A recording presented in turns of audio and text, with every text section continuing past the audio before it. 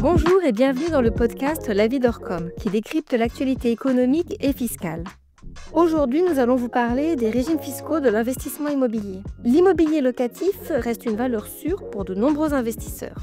Mais entre le régime des revenus fonciers et le statut de loueur en meublé non professionnel, comment choisir le dispositif le plus adapté? Pour nous parler de ces différentes options, nous recevons Hélène Caroute.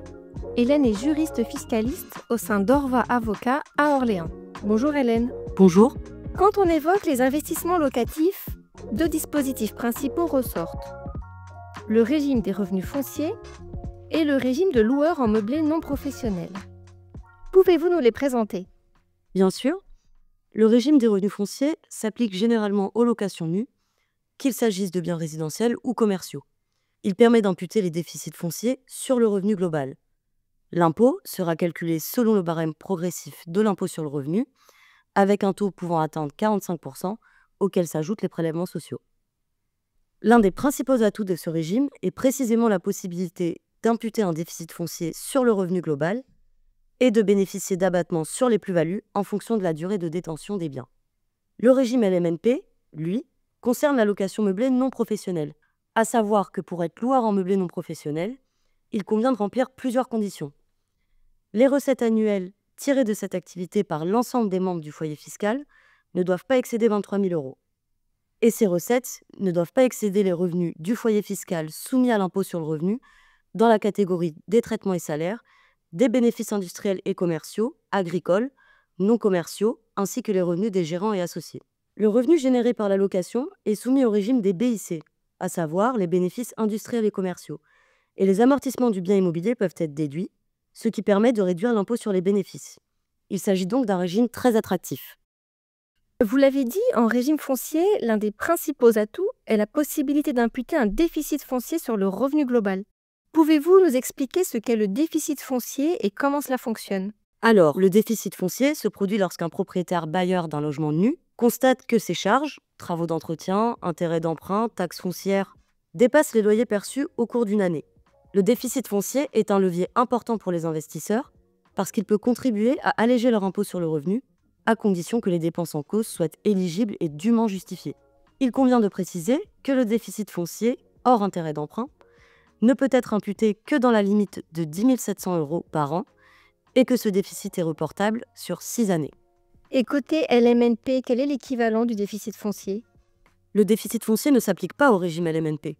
Comme indiqué précédemment, en cas de location meublée non professionnelle, les revenus sont imposés dans la catégorie des BIC et non dans la catégorie des revenus fonciers. Donc en LMNP, les règles d'imputation sont différentes. Le déficit ne peut pas être imputé sur le revenu global, mais uniquement sur les bénéfices de la même activité, à savoir la location meublée, et sur les années suivantes, dans la limite de 10 ans. Revenons à présent sur les déductions pour clarifier ce qui est concerné, justement. Pouvez-vous nous indiquer ce qu'il est possible de déduire en fonction du dispositif choisi? En régime foncier, il est possible de déduire les charges d'entretien et de réparation, à savoir tous les travaux visant à maintenir ou remettre le bien en état, par exemple la réparation d'une toiture, le changement d'une chaudière. On peut inclure également les charges d'amélioration, qui visent le confort du logement sans en modifier la consistance. Il peut donc s'agir de l'installation de double vitrage pour l'isolation ou encore de l'ajout d'équipements sanitaires. Les intérêts d'emprunt liés au bien font aussi partie des charges déductibles en régime foncier, de même que l'assurance du propriétaire non occupant, la taxe foncière, les frais de gestion ou encore les frais de procédure en cas de litige locatif. Côté LMNP, et comme en régime foncier, il est possible de déduire les charges dites courantes, charges d'entretien, frais de gestion, assurance propriétaire non occupant. Les intérêts d'emprunt sont également déductibles, mais il est en plus possible de déduire des amortissements qui souvent réduisent de manière significative le résultat imposable. En matière de démarche, quelles sont les principales obligations comptables et administratives d'un investisseur pour rester en conformité? Alors en régime foncier, il est essentiel de déclarer les revenus fonciers via l'imprimé dédié, formulaire 2044 ou 2044 spécial selon les cas. Il faut aussi conserver toutes les factures relatives aux charges, travaux et dépenses pour justifier les déductions éventuelles. Pour la location meublée, qui relève du régime des BIC, c'est une comptabilité spécifique avec un bilan, un compte de résultat et une liasse fiscale.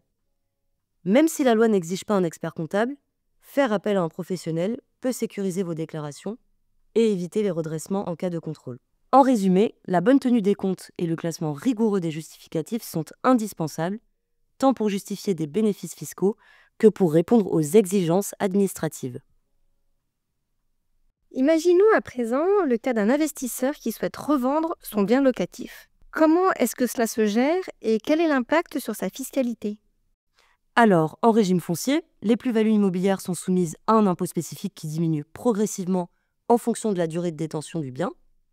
Le vendeur bénéficie d'exonérations partielles, voire totales, au bout de 22 ans pour l'impôt sur le revenu et de 30 ans pour les prélèvements sociaux. Pour la location meublée, la revente se calcule selon le régime des BIC.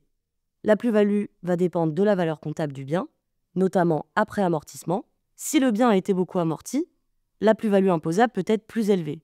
Il est donc crucial d'anticiper le moment de la vente en tenant compte à la fois des prix du marché et de la situation fiscale. D'ailleurs, la loi de finances pour 2025 propose justement plusieurs changements importants, notamment pour les plus-values, qui sont soumises au régime des plus-values immobilières des particuliers, mais dont le prix d'acquisition est minoré des amortissements admis en déduction. Abordons un autre sujet, celui de la TVA. Quelle est la réglementation pour la location meublée? En principe, les locations meublées, y compris saisonnières, sont exonérées de TVA. Toutefois, si l'investisseur propose des services para-hôteliers, tels que le petit déjeuner, le ménage ou encore la réception, il peut être soumis à la TVA, surtout si les recettes dépassent les seuils en vigueur.